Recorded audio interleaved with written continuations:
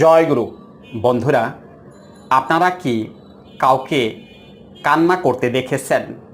বিশেষ করে কোনো পুরুষ মানুষকে কখনো দেখেছেন কান্না করতে?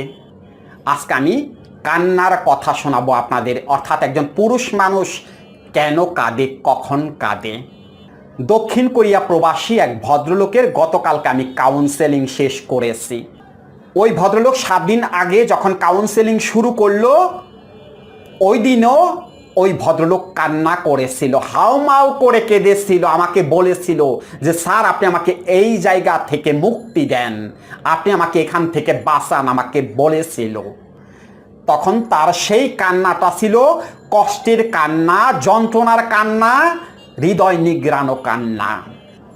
আর শেষে অর্থাৎ গতকালকে সে যে আমার কাছে কান্নাকাটি করেছে, এটা ছিল তার সুখের কান্না।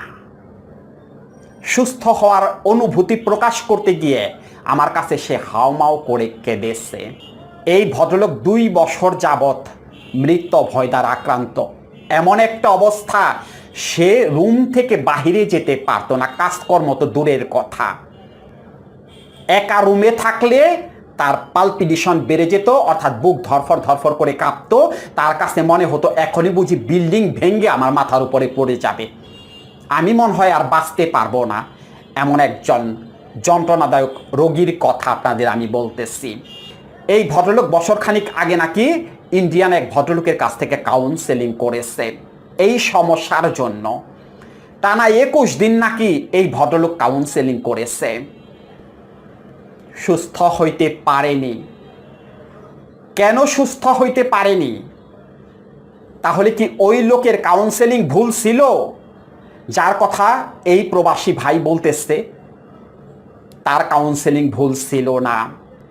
যার কথা সে বলেছে তার ভিডিও আমিও দেখেছি ইউটিউবে, এবং সে জনপ্রিয় একজন লোক, জনপ্রিয় একজন সাইকোলজিস্ট। তার কথা আমিও শুনেছি, সুন্দর কথা বলে, ভদ্র মার্জিত রুচিশীল কথা বলে, এবং লজিক দিয়ে বোঝানোর দক্ষতা তার অসাধারণ। কেন সুস্থ হইতে পারেনি? এবং বিদেশে অর্থাৎ দক্ষিণ কোরিয়াতেও সে দুজনের কাছ থেকে কাউন্সেলিং করেছে, না কাজ হয়নি। কেন কাজ হয়নি? তাহলে কি তাদের কাউন্সেলিং ভুল ছিল? তারা কি সঠিকভাবে কাউন্সেলিং করতে পারেনি? না, তাদের কাউন্সেলিং ভুল ছিল না। বিশেষ করে যার কথা এই প্রবাসী ভাই আমাকে বলল, ইন্ডিয়ান ভদ্রলোক, তার কাউন্সেলিং ভুল ছিল না। ভুল ছিল কাউন্সেলিংয়ের প্রেজেন্টেশন, অর্থাৎ এই রোগীদের যেভাবে কাউন্সেলিং করানো উচিত, যেভাবে কথা ডেলিভারি দেওয়া উচিত, সেইভাবে হয়তো সেই ভদ্রলোক কথা ডেলিভারি দিতে পারেনি। ভদ্রভাবে কথা বলেছে, বোঝানোর চেষ্টা করেছে, এবং সে আপ্রাণ চেষ্টা করেছে। তার কাউন্সেলিং তার আমি শুনিনি, আমার কাছে মনে হচ্ছে যেহেতু তার ভিডিও আমি দেখেছি, সেই ভদ্রলোক লজিক দিয়ে যথেষ্ট বোঝানোর চেষ্টা করেছে। কিন্তু কথা হলো, যারা মৃত্যু ভয় রোগী, যারা ওসিডি পেশেন্ট, যারা আইবিএস এর রোগী, এদেরকে লজিক দিয়ে বোঝাইলে হবে না রে বাবা। এদের কাছে লজিক টিকে না। এরা তো জানে মৃত্যু ভয় করতেছে, অদূর ভবিষ্যতের চিন্তা করতেছে যদি একটা কিছু হয়ে যায়, কিন্তু হবে না। অর্থাৎ অদূর ভবিষ্যতের যে ঘটনাগুলো নিয়ে এরা চিন্তা করে, এরা তো নিজেরাও জানে যে আসলে তো সেগুলো হবে না। এরা সব কিছু বুঝে, কিন্তু ওই চিন্তা তো মন থেকে দূর করতে পারে না, বাদ দিতে পারে না। অর্থাৎ ওই চিন্তা তো একের পর এক মাথার মধ্যে আসতে থাকে। কারণটা কি? এই কারণটা কি যারা তাকে কাউন্সেলিং করাইছে তারা কি জানে না? তারাও জানে, তারা জানে এর সূত্রপাত কোথায়। কিন্তু সেই সমস্যা থেকে বের করার জন্য এদেরকে যে অ্যাটাক করতে হবে, কথা দিয়ে অ্যাটাক করতে হবে, ভেতরে আগুন ধরিয়ে দিতে হবে, সেই বিষয়টা আমার ওই দাদা ভাইয়েরা বা যারা তাকে কাউন্সেলিং করাইছে তারা বুঝতে পারেনি। তারা ওই যে ভদ্রভাবে কাউন্সেলিং করানোর চেষ্টা করছে, কিন্তু এদের কাছে ভদ্রতা টিকবে না।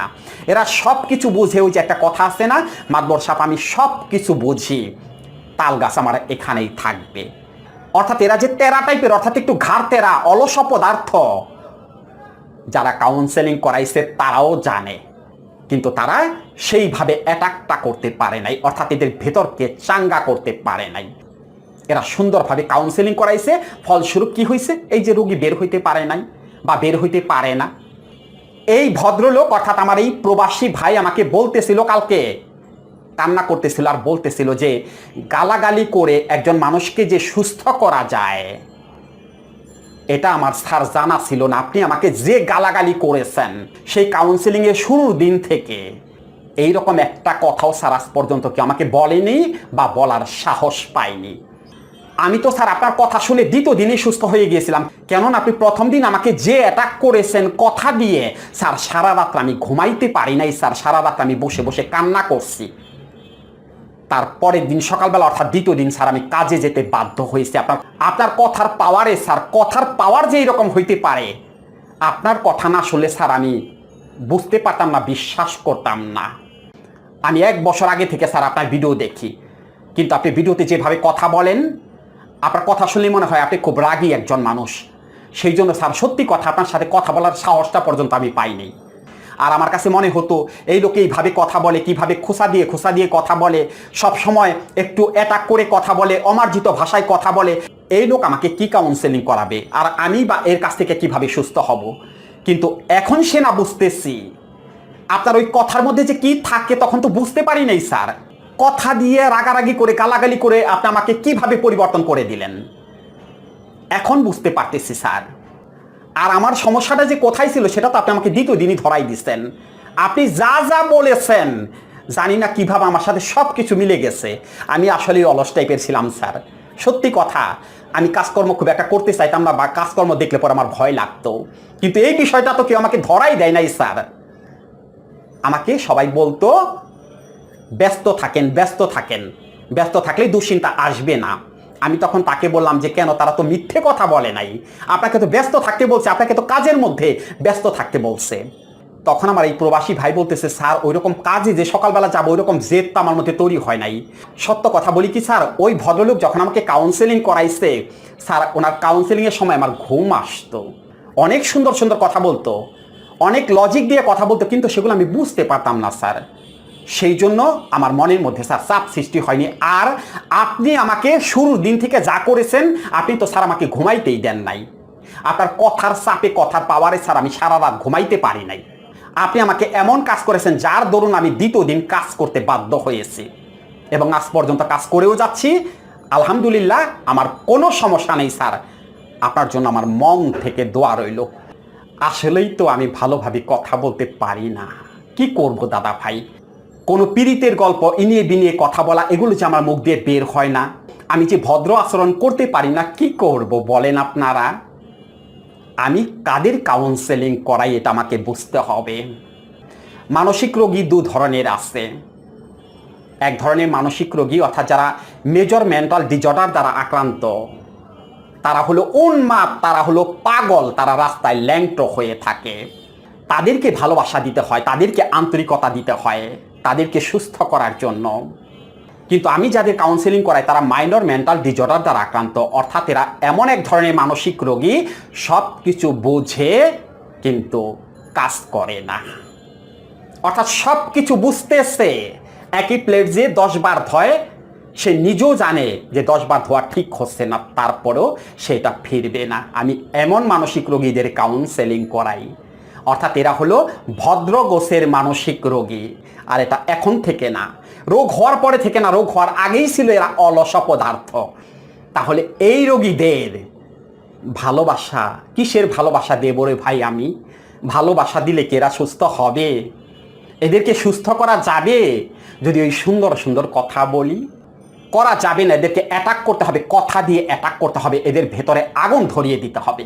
এরা যেন ঘুমাইতে না পারে, এদেরকে এমনভাবে কথার মাধ্যমে জেদ তৈরি করে দিতে হবে। তাহলেই সম্ভব এদেরকে সুস্থ করা, তা না হলে এদেরকে কখনোই সম্ভব না সুস্থ করা। ভালোবাসা দিয়ে এদেরকে কখনোই সুস্থ করা যাবে না। আপনারা প্রত্যেকটা ভিডিওতে, অর্থাৎ আমাদের যে মানসিক রোগের ভিডিওগুলো হয় সেখানে দেখেন আমি একটু অন্যরকমভাবে কথা বলি। আপনারা হয়তো রেগে যান, আপনাদের হয়তো মনে কষ্ট হয়, কিন্তু একটাবার নিগুড়ভাবে ভেবে দেখেছেন কি পাওয়ার তৈরি হয় ওই সময়ে কথায়? যদি পজিটিভভাবে কথাগুলোকে নিতে পারতেন তাহলে কবে পারতেন এখান থেকে বের হয়ে আসার জন্য। কিন্তু পারতেছেন না তো, পারেন না তো, বরঞ্চ কথাগুলোকে নেগেটিভভাবে নিয়ে আর মনে মনে ভাবেন দূর, উনি কি বলে, উনি রাগারাগি করে, উনি আমাদের পাগল ছাগল বলে, উনি আমাদের এইসব কেন বলবে। কেন যে বলি সেটা আপনারা বুঝতে পারেন, অর্থাৎ আপনাদের ভেতরে আমি কথার মাধ্যমে তীর ছুঁড়ে দেই, আপনারা যেন জেগে ওঠেন, আপনাদের ভেতরের মানুষটা যেন জেগে ওঠে।